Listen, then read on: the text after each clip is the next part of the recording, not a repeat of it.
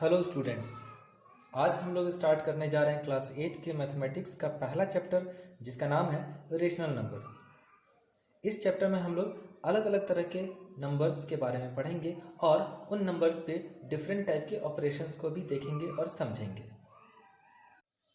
शुरू करते हैं ये चैप्टर। इसमें हम लोग अलग अलग तरह के नंबर सिस्टम के बारे में पढ़ेंगे, जिसमें पहला है नेचुरल नंबर। अब ये नेचुरल नंबर होता क्या है? तो नेचुरल नंबर काउंटिंग नंबर्स को बोलते हैं। और काउंटिंग हम लोग कहाँ से शुरू करते हैं? तो 1 से। 1 2 3 4 और बस आगे बढ़ते जाओ। कहाँ तक? बहुत सारे बच्चों के मन में ये सवाल रहता है कि क्या ये 1 2 3 4 सिर्फ 9 तक ही जाएगा या उसके आगे भी जाएगा। तो मैं सबको ये बता दूं कि ये 9 पर जाके रुकता नहीं है, ये बस आगे बढ़ते जाते हैं। यानी कि 9 के बाद 10 11 12, उसके बाद बढ़ते जाओ 100 1000 लाख करोड़, आगे भी बढ़ते जाओ। तो ये है नेचुरल नंबर। इस नंबर सिस्टम में कुछ कमी थी जिसको दूर किया गया अगले नंबर सिस्टम में। तो इसमें कमी क्या थी? तो कमी थी कि इसमें ज़ीरो नहीं था। तो इसी नेचुरल नंबर में ज़ीरो को इंक्लूड किया गया और इंक्लूड करने के बाद ये एक नया नंबर सिस्टम बन गया जिसका नाम पड़ा होल नंबर। अब ये होल नंबर तो हो गया, लेकिन अभी भी इसमें ऐसा लग रहा है कि कुछ कमी है। तो साइंटिस्ट ने इसमें फिर से कुछ उस कमी को दूर किया और बनाया एक नया नंबर सिस्टम जिसका नाम पड़ा इंटीजर। अब ये इंटीजर क्या होता है और इसमें एक कमी क्या थी? तो इसमें कमी थी कि इसमें माइनस वाले नंबर्स नहीं थे। तो साइंटिस्ट ने क्या किया? इसमें माइनस वाले नंबर्स जोड़े। -3 -2 -1 0 1 2 3। अब शुरू में डॉट डॉट क्यों? डॉट डॉट इसलिए क्योंकि -1 -2 -3 -4 बढ़ते जाओ नेगेटिव साइड में, और इधर भी पॉजिटिव साइड में भी बढ़ते जाओ। तो ये इसमें अनलिमिटेड नंबर्स है, इस सब में अनलिमिटेड नंबर्स है। अब इसमें भी कुछ कमी थी जिसको अगले नंबर सिस्टम में दूर किया गया और इसका नाम है रेशनल नंबर। अब सवाल ये उठता है कि इंटीजर्स में ऐसी क्या कमी थी? इसमें तो प्लस वाले भी, माइनस वाले भी, जीरो भी, ये सब के सब नंबर आ गए। तो इसमें कमी ये थी कि इसमें बटा वाला तो एक भी नंबर नहीं था।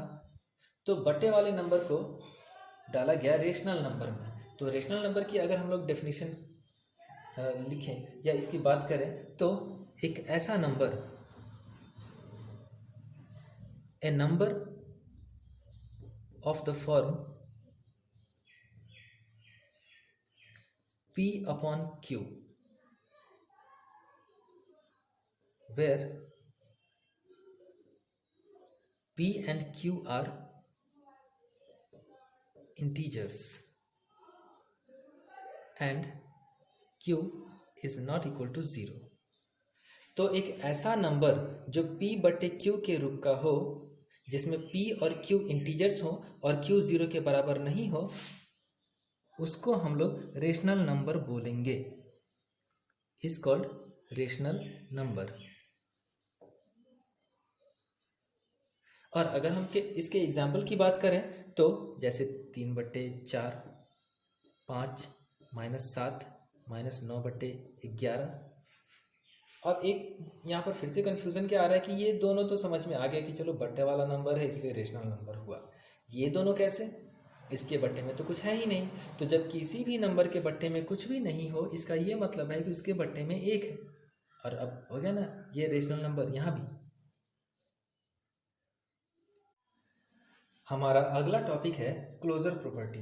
इस प्रॉपर्टी के तहत हम लोग देखेंगे कि जब हम लोग दो नेचुरल नंबर के बीच में कोई भी मैथमेटिकल ऑपरेशन करते हैं तब जो रिजल्ट आता है क्या वो भी नेचुरल नंबर होता है?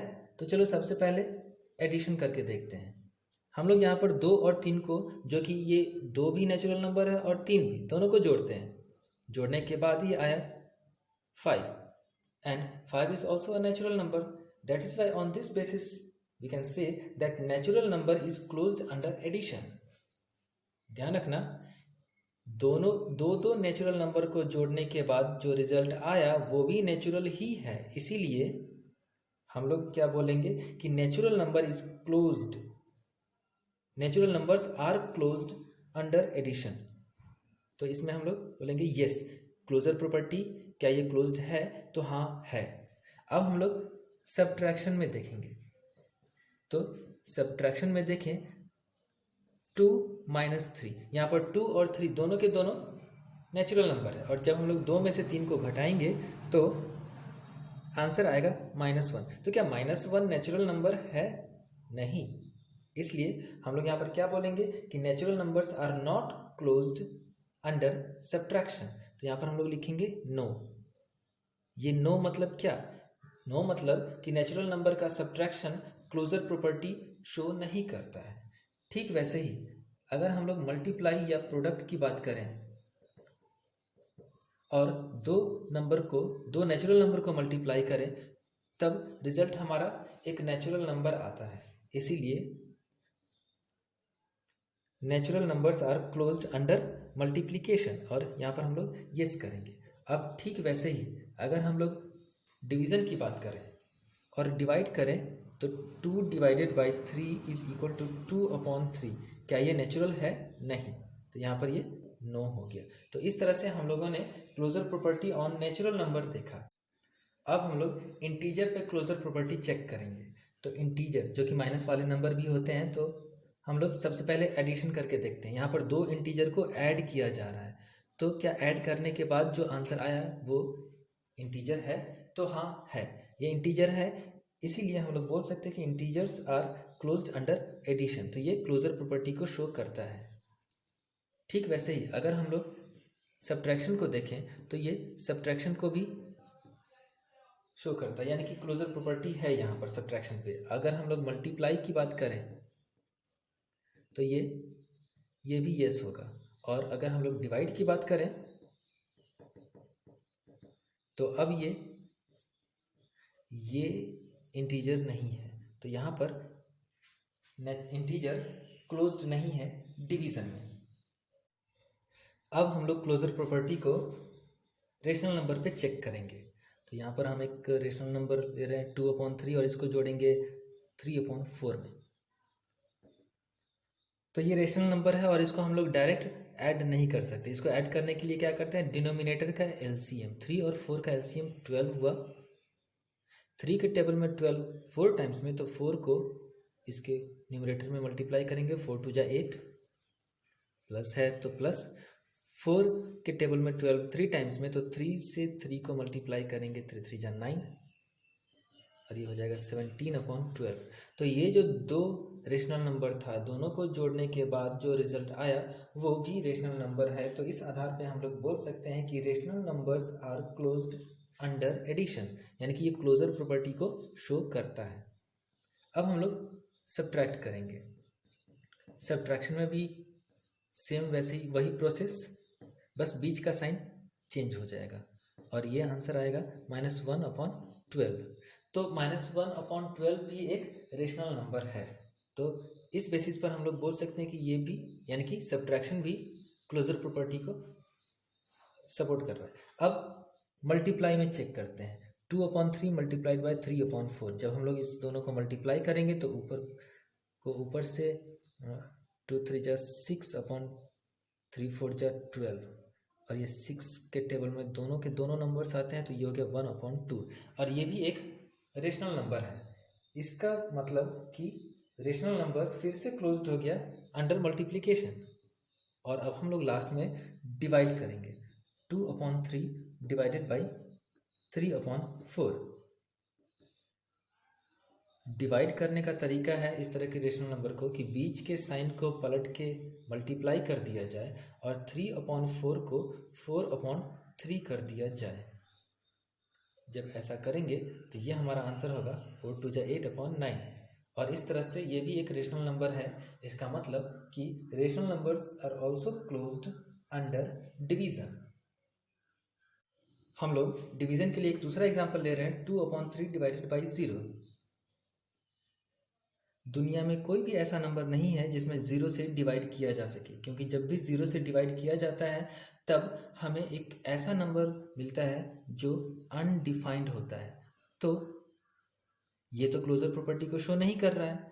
और अभी अभी थोड़ी देर पहले मैंने क्या बताया था कि अगर बहुत सारे नंबर डिवीज़न पे या किसी भी एक मैथमेटिकल ऑपरेशन पे यस शो कर रहे हैं और एक सिंगल नंबर नो करे तो हम लोग नो को ही कंसीडर करेंगे। यानी कि अगर हम लोग बात करें रेशनल नंबर के डिवीज़न की तो हम लोग बोल सकते हैं कि rational numbers are not closed under division. Next topic है कम्यूटेटिविटी। ये कम्यूटेटिविटी क्या होता है?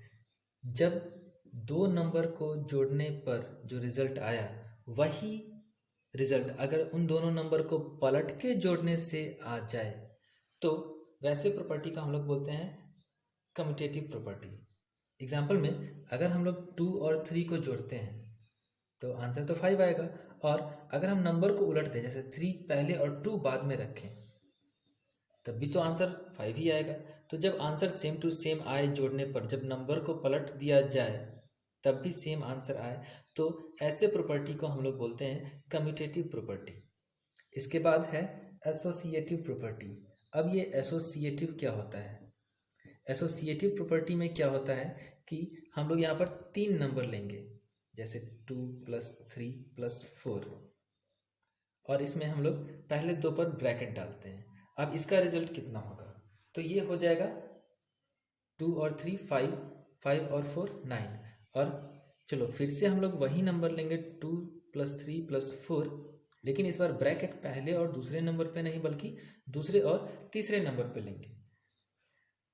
तो यहाँ पर चूंकि लेफ्ट साइड का आंसर है 2 और 3 5, 5 और 4 9, और यहाँ पर 3 और 4 7, और 7 और 2 9। जब दोनों बराबर हो गया तो हम लोग बोलेंगे कि ये एसोसिएटिव प्रॉपर्टी शो करता है, लेकिन हर बार ऐसा नहीं होता।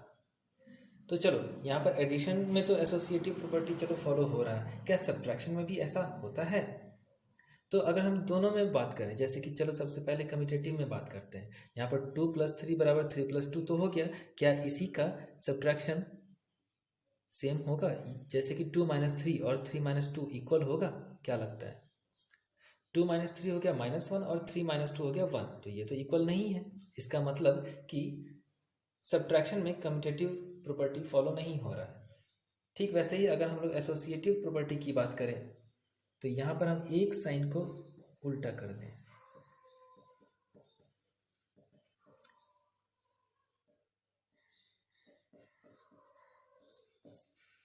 और इस तरह से हम इसको ऐड करें।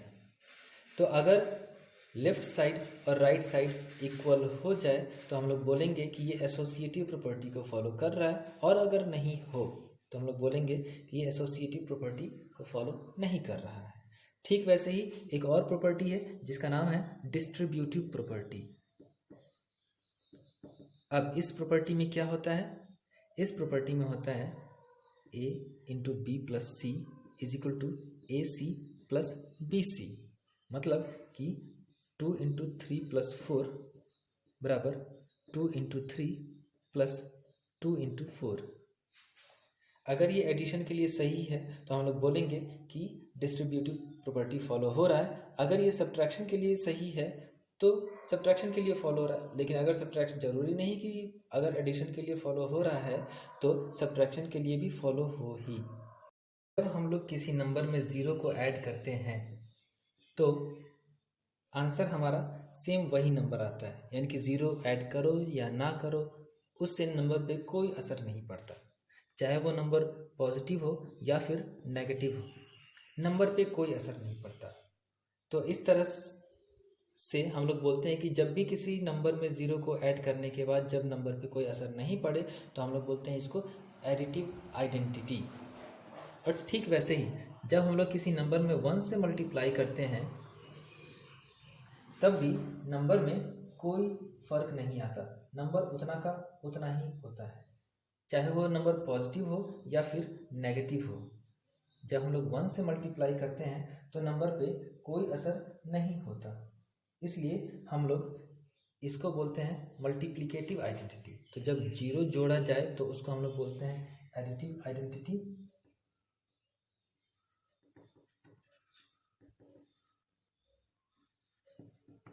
और जब 1 से मल्टीप्लाई करने पर आंसर सेम टू सेम यानी कि नंबर सेम टू सेम रहे तो उसको हम लोग बोलते हैं मल्टीप्लिकेटिव आइडेंटिटी।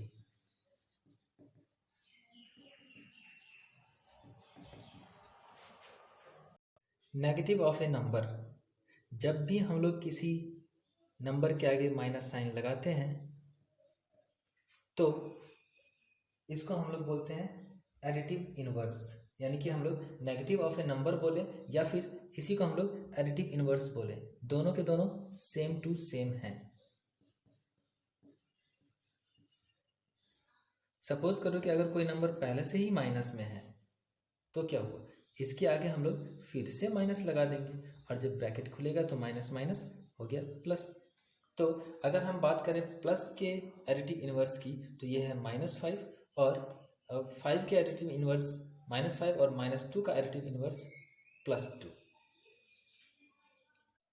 मल्टीप्लिकेटिव इनवर्स, जिसको हम लोग रेसिप्रोकल के नाम से भी जानते हैं, इसमें अगर कोई नंबर है तो इसका मल्टीप्लिकेटिव इनवर्स हो जाएगा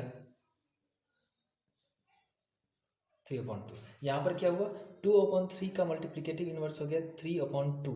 ये कैसे हुआ, तो ये मल्टीप्लिकेटिव इनवर्स का रूल है कि जब भी किसी नंबर का मल्टीप्लिकेटिव इनवर्स लिखो तो न्यूमरेटर को डिनोमिनेटर में और डिनोमिनेटर को न्यूमरेटर में लिख दो। यही इसका रेसिप्रोकल भी हो गया।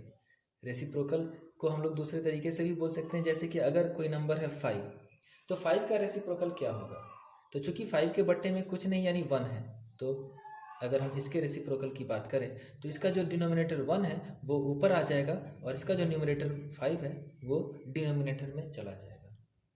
इस पे साइन का कोई असर नहीं होता।